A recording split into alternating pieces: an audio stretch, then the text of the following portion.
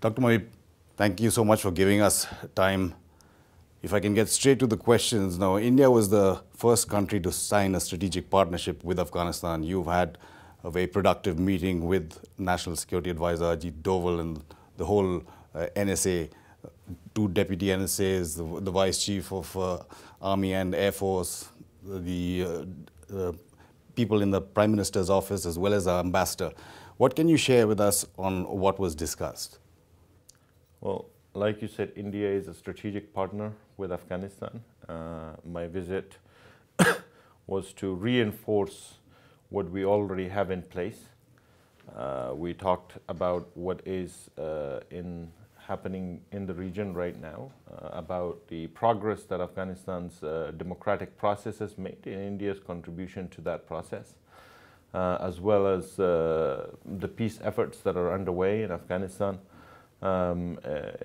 It was a wholesome discussion about our partnership as a whole, but it was also an opportunity to renew our commitment to each other and to regional security. When you're talking about regional security, India has been now for years training personnel from the Afghan National Defense Security Forces, whether it's the ANA or the police, your bureaucrats, lawyers, the students come here as well. But security-wise, in the current situation, is there anything more you need from India, since we have, for the first time, Prime Minister Modi had reversed domestic policy to give you 4 Mi-25 attack helicopters? Is there anything else you need to protect Afghanistan? I don't want to speak to the specifics, and that's not why I visited on this occasion. This was more of a strategic dialogue, and I think at this time in phase, it's important for us to collaborate on what we can do for each other collectively in the region, and for our mutual security. These are matters that are tied to each other, whether there are no islands anymore. Yeah. You don't want to talk about specifics, but those 4 Mi-25s, we have been told that there have been other efforts to maybe procure another 4 from Belarus and give them to you. How far has that project progressed? We will receive the first 2 of those in March, hopefully. It's just a process that's taking time now, and then another 2 in, I think, June or July. It's just a matter of the preparation, but they will arrive soon. You had a large role in the documentation and the discussions that went on before the US signed their strategic partnership with you as well. And then you were the ambassador to the United States. President Donald Trump has been making a lot of statements that have rankled people, that have stunned people. We probably used to it already, but in the recent past, especially when he raised the issue of the invasion of the Soviet Union, and when he almost snubbed Prime Minister Modi in a way by saying that he repeatedly told him about a library that India had built, and what's the use of that? Nobody in Afghanistan goes to a library. He was probably referring to the parliament, which is an important symbolic gesture of our partnership. You know, India and Afghanistan are 2 democratic countries. And the fact that India has contributed to the democratic process symbolizes what it wants to achieve in Afghanistan, and how it sees itself, the role it wants to play in the region. We in Afghanistan, as a democratic country, appreciate those gestures, and will continue to build on the progress we have made in the last 17 years. Afghanistan has gone through a lot of difficult periods in the last 4 decades. We are on the cusp of achieving peace, and we're committed to making and seeing that through. There have been statements again from President Ghani's office, from his chief of staff, as well as from the new acting defense minister after President Trump's comments. So those comments have not really gone down well. in Afghanistan and many other places? Look, the fact of the matter is that we all have to continue what we are doing. In my job, it's important that I keep focus on national security, and we will continue to do that.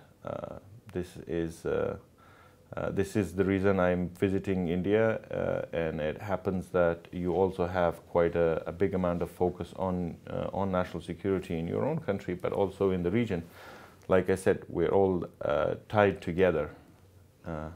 When you're talking about national security, President Trump's South Asia policy that was announced in August 2017, do you see that now as having been completely reversed? Because reports are now coming out of, even though the White House hasn't confirmed them as yet, that like Syria, there will be some sort of a drawdown. There has been a response from the Afghanistan establishment as well. How does the National Security Advisor deal with a situation like that? The increase in the troops that happened in 2018 was quite recent. The drawdown will not have a significant impact. It's, like I said, it's quite a recent addition, and we have been preparing and have been leading actually the security efforts since 2014, when 100,000 U.S. and NATO troops withdrew from Afghanistan. We are continuing to build on the capacity and capabilities of our own security forces, and are quite proud of the achievements they have had over the last four years. And we are prepared for whatever is to come. I have full confidence in their capacity. We have recently had some changes in the leadership to fix the gap that may have existed. The rest, Afghanistan has defended itself in the centuries that have passed us, and we will continue to stay strong and defend our rights.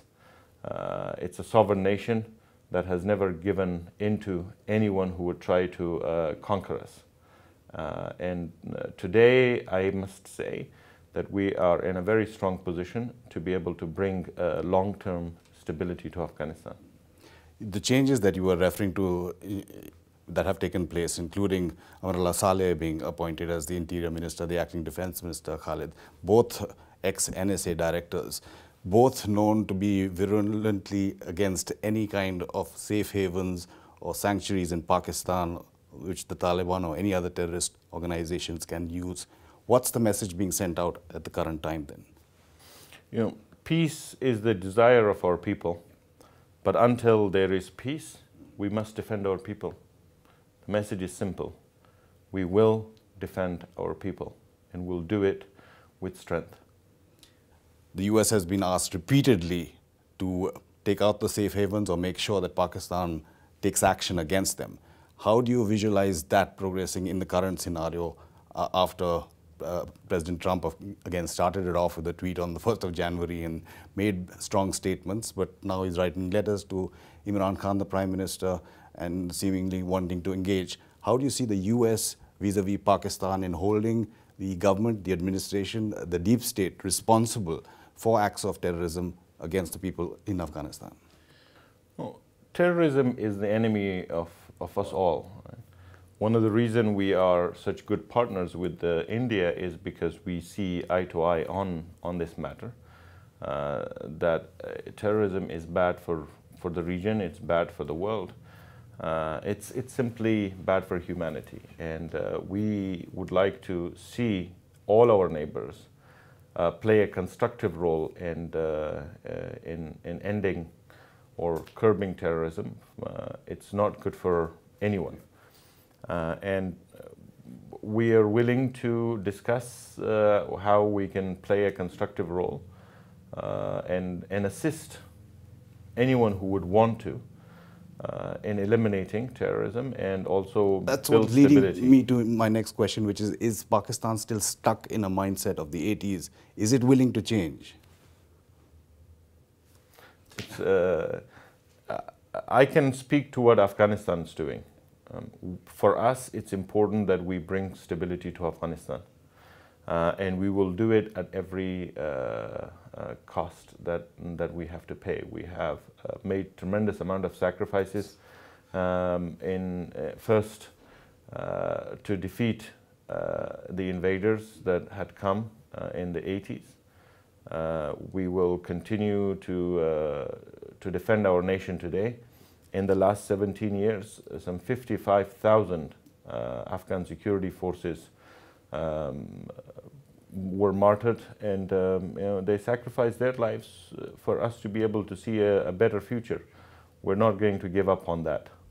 When you're talking about numbers, and it's not exactly good to put those numbers, because these are each individuals that are being killed or casualties and affecting families there.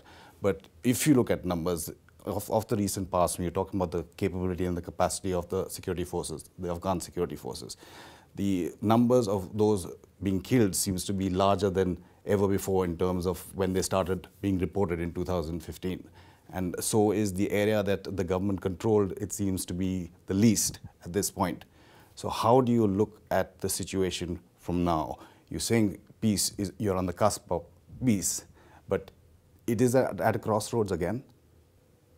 Look, first of all, in terms of territory, Afghanistan is a mountainous country. For the size of the country, we have a very small population. We would ideally like to man and control every inch of the territory, but it's realistically, in the current security circumstances, it's not possible for us to do that. So we do make priorities about where we want to keep. Our focus is on population rather than manning or securing every inch of the territory at this point. So there is significance for us in certain areas in terms of control. And there are areas that we consider at this point in time not as significant. So in terms of population, about 89% of the Afghan population is living in areas and is provided for by the Afghan security forces and Afghan government as a whole. We provide services to all 100% of Afghans wherever they are. Humanitarian services, public services to them. They continue to enjoy all aspects of what the government is supposed to provide to them. So if it's easy for one man to bring terror to 100 people with one man with a gun, and that's exactly what it is. There are areas where Taliban and other terrorist groups are able to put fear in ordinary citizens of Afghanistan, and we are working through a rigorous plan to ensure that we eliminate that fear. Peace is the ultimate desire of the Afghan people, and we will continue to work on that. But it's also our job and responsibility to provide security to our people so that they can make sound decision and judgment about how they want to live their lives. In the recent past, we had parliamentary elections in Afghanistan. Despite all kinds of threats, people stood in lines and voted. There was, I think, a clear message by the people, and that was, we want to be in control of our own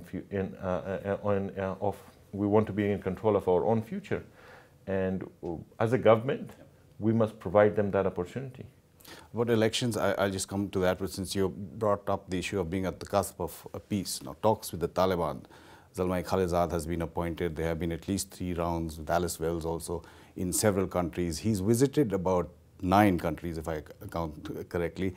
India has not been one of them to even inform the Indians, though we hear reports that he's possibly coming soon.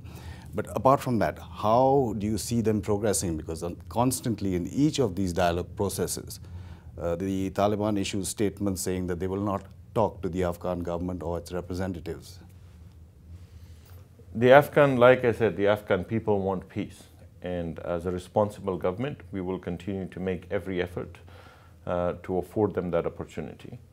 At the same time, We also recognize that groups may not all be operating with full independence. There are influences and control from entities that I think we both know very well. And they will look at their objectives first. But if the Taliban are Afghans and would like to see and play a role in Afghanistan, I would once again use this opportunity to call on them to have talks with Afghans. There will be no peace without Afghans, intra-Afghan dialogue. The Afghan government has offered at multiple occasions we have offered ceasefire, of course, but we have also offered opportunities for have direct dialogue, unconditional talks. Right? Of course, peace will have to be conditional because the Afghan people would have to agree to it. But the fact that we are ready to sit without any preconditions with them is a big step. This is not something that was available in the past. And as time passes, this opportunity may not always exist. The next round, which is supposed to be held in Jeddah, the High Peace Council has already come out, the spokesperson has come out saying that the Afghan government or its representatives will not participate unless there is a condition, that is the Taliban or whoever is sent to talk for the Taliban engage with the Afghan government. Is that a condition now? No, that's not a condition to for talks. The fact that if they are prepared to speak with the Afghan government, we will then participate in the process. That condition is on the process. Right? If they're not willing to participate and talk directly with the Afghan government, then it's not really useful for us to go all the way and not be present in the talks. Right? So again, our desire is peace, and we are doing everything that we must as a responsible government to ensure that we have that process at some point, including tightening security in Afghanistan. This is also our job, to provide security to our people, and we will continue to strengthen our security forces, which is the responsibility of the Afghan government. In our constitution, the legitimate use of force for the protection of all people in Afghanistan. And I am proud to say that we are making very good progress in all aspects of our security forces, the Air Force, the special forces, the commandos. We are reforming the police. We have made significant reforms in the Afghan army. There are new, well-trained leaders in effect at all levels. So we are prepared for our national defense and have been doing it for 17 years. And we're not afraid of any sacrifices that we must make to bring that stability. If the Taliban would like to be part of this process and serve the Afghan people, and we are ready to discuss any grievances they might have. It seems to be more and more conditions which keep coming up whenever the Taliban participate, either in this process or in the other processes of talks. So the last one, they even raised the issue when the ceasefire was reportedly offered, and possibility of getting some kind of an interim government or putting them in positions of government, at least talking about it. They started asking for the head of that interim government to be there. So their demands seem to be increasing as these talks go on. So is this, going back to what you referred in a short while ago, that these are people who are being controlled by other entities and possibly institutions and countries, and hence they don't want peace? Let's separate disinformation from what is actually in the process. There has been no discussions on the part of anybody on any interim government. Afghanistan has a constitutional process. As a democracy, we are committed to what we have at our hands. There will be presidential elections in July. And once again, everybody is already preparing for that election. That is a fact. What happens in the misinformation space is not something that I think has any credibility of this. Yeah. Fair enough. But are you confident that the U.S. administration currently and Zalmay Khalilzad are, of course, they will be looking at their interests, like the Afghans will be looking after their interests, but do they come into conflict in any way in terms of President Trump wanting to pull out troops, wanting to withdraw from all areas, including Afghanistan, and to do that in a hurry because of his next elections, not keeping the Afghan government in this process in what we call is Afghan-owned, Afghan-controlled and Afghan-led? The United States and Afghanistan have a bilateral security agreement. That is what... you had a great deal, role to play in that. Well, that is the agreement that actually oversees our relationship in many aspects.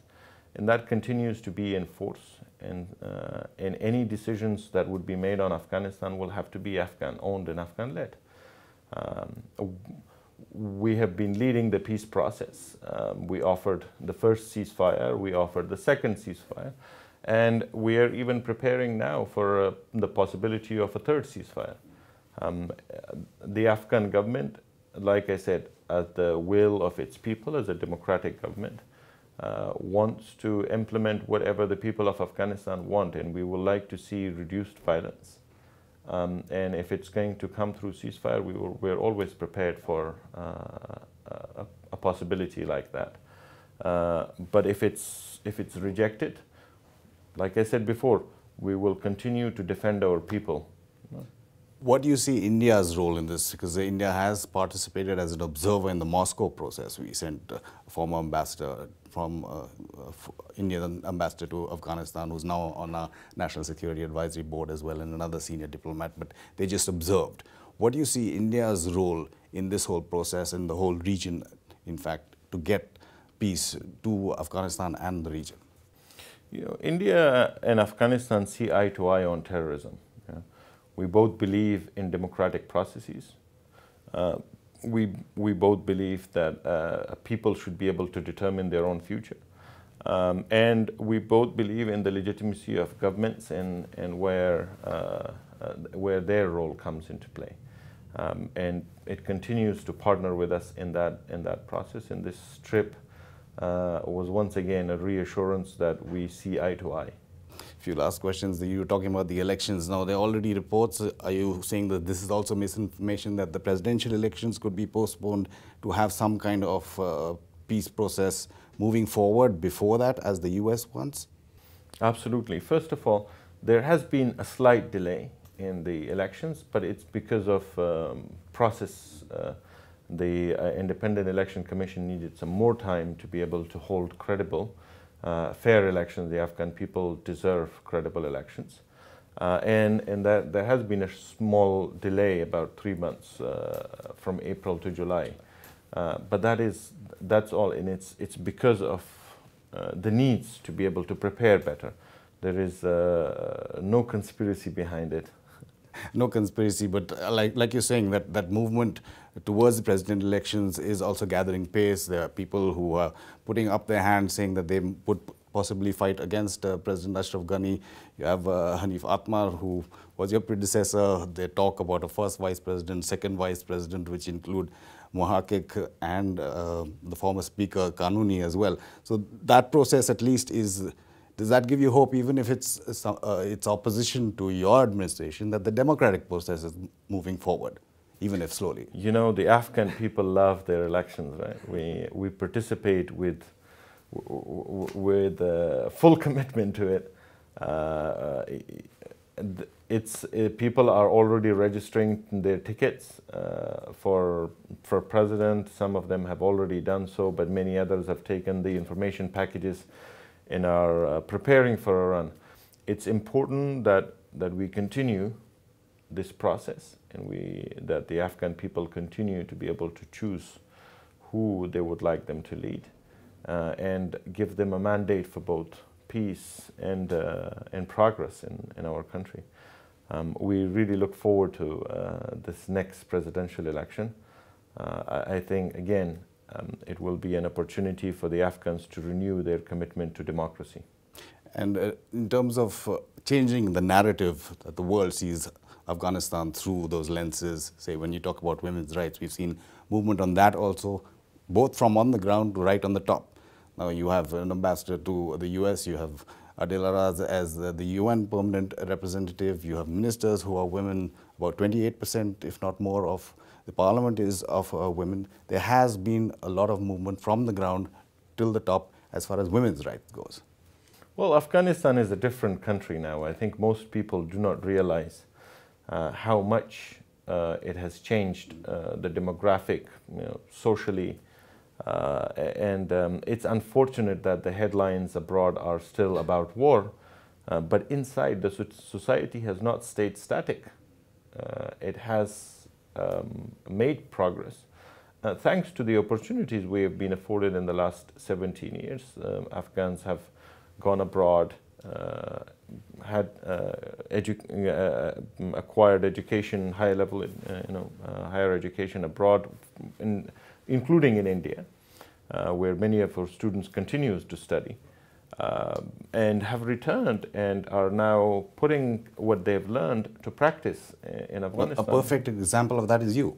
Well, we all are beneficiary of what we have had in the last 17 years. So, yeah. Just on your personal journey as well, I do believe your wife, Mr. has fell in love with Afghanistan before she fell in love with you. Is that true? Afghanistan is a place where completely. Once you go, I completely agree with you. It draws you in, right? And it's not just the country itself; it's the people in Afghanistan. Despite the miseries that have been imposed on us, the Afghan people continue to be extremely gracious and are very hospitable, welcoming, and there is this incredible resilience in Afghanistan that even at the slight hint of optimism, people once again see opportunity and look towards a brighter future. Patience and perseverance, I think, is what embodies what you have done. And I remember reading an interview when you recounted what your mother had told you about an Afghan fable, about the calf being carried down and up the mountain.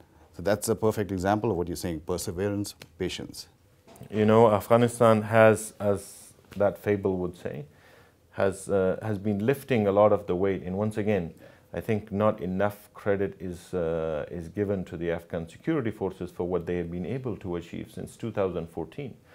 We have been building a military while fighting a war, and we've been able to do that successfully, and we continue to defend. And we are on the offensive in Afghanistan now.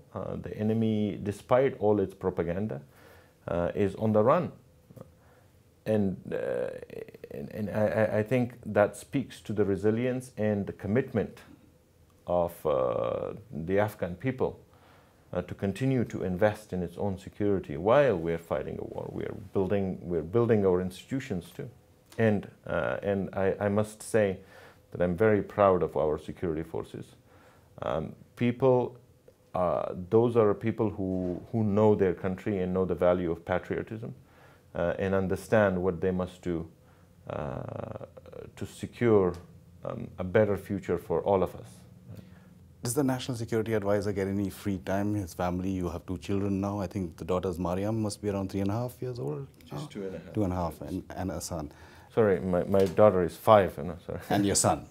Yeah. And your wife itself, she had worked so much at the community level in Afghanistan. When she started, she worked with specially able children as well. She has her own focuses. What does the NSA do in his free time? Does he have any free time? I'm really honored to be able to serve my country. This is an opportunity for me to do something and to pay back to my nation. There will be lots of free time afterwards, once we have peace. Thank you so much. But we hope we gave you a warm reception, welcome, and stay here. And it always is. And we know that when we come there, you will reciprocate. Thank you so much, Tashakkur Manana. Thank you. Thank you. Thank you so much. Thanks. Okay.